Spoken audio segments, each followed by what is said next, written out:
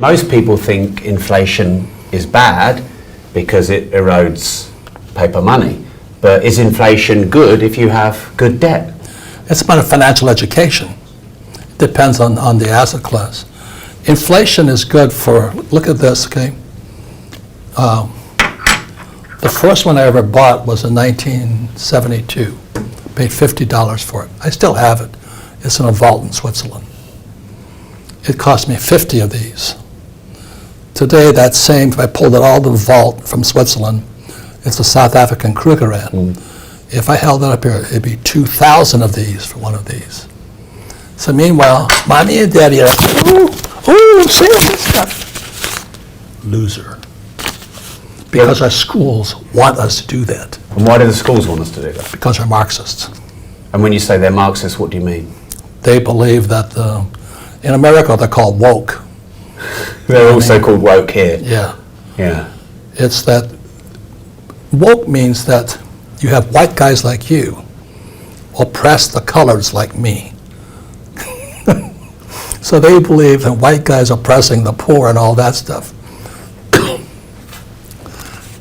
That's not true. It's our schools oppress people. So that what they're trying in America now is DIE, diversity, inclusion, equity. But they don't teach us about money. They teach us about what? ESG, environment, social governance. That's Marxism. They're communists. I flew in Vietnam for the U.S. Marine Corps, killing communists. We had to. But they came to our school system they came into America via the school system.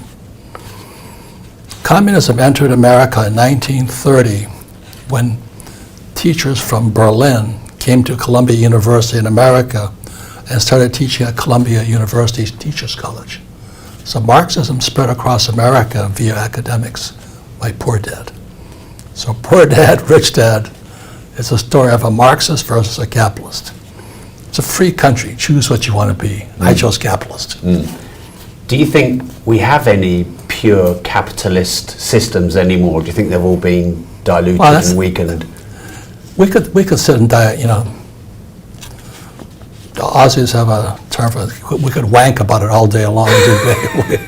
we could debate it all day long. The only question is, how much of this have you got and how much of this have you got? That's the only question. All right, we'll come to that then. Yeah. But first, you can't leverage gold the same way you can leverage real estate, can you? Come and hear what I have to say. Okay, let's go. Oh, is that the question? Yeah. You're brilliant, man. Thank you. I use real estate as leverage to buy this. Right.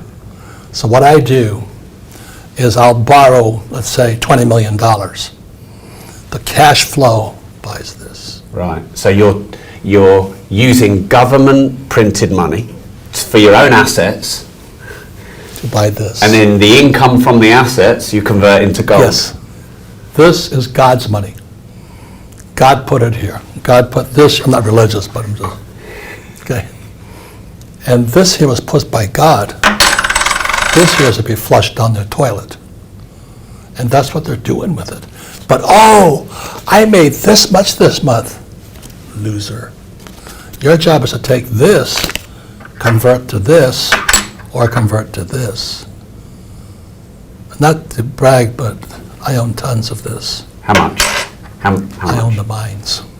You own the mines? I'm a capitalist. Right. I bought the biggest gold mine in America last July. It's in Utah.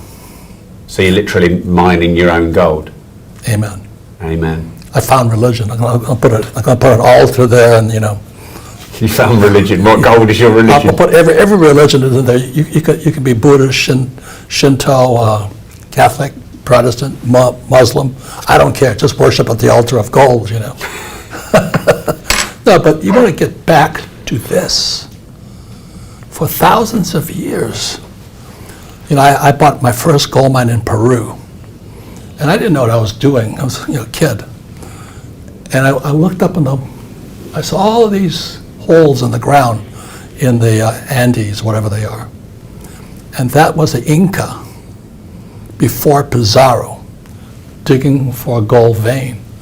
And I said, how in the world did these Incas, I think that's what they were called, and they're native Peruvian Indians, why were they looking for this? And then I was in China, I was actually in Mongolia. All across Mongolia were little holes in the ground. They were looking for this. So this is pre-radio, pre-cell phones. How did the Inca search for this? Then the Spaniards came and took it all away from them, of course, those bastards. You know what I mean? And in Mongolia, there was a place called the Checkerboard. Little holes in the ground. And these Mongolians, with Genghis Khan was around, they were digging for this stuff. Mm-hmm. So there's something, in my opinion, I'm not religious, but God attracts us to this. Mm. And so I was in Fiji for rugby again, and I met this American guru. He was a Hindu. He had gold all over him.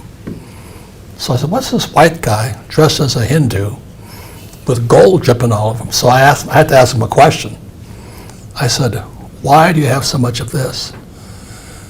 He says, because gold is God's attractor. Gold is God's money. He says, the more of this you have, the more wealth it attracts to you. So when they tell you not to save this stuff, you cut your wealth off. This is your connection. I'm going to get my ass for this one, but I'm saying this is your connection between God and wealth.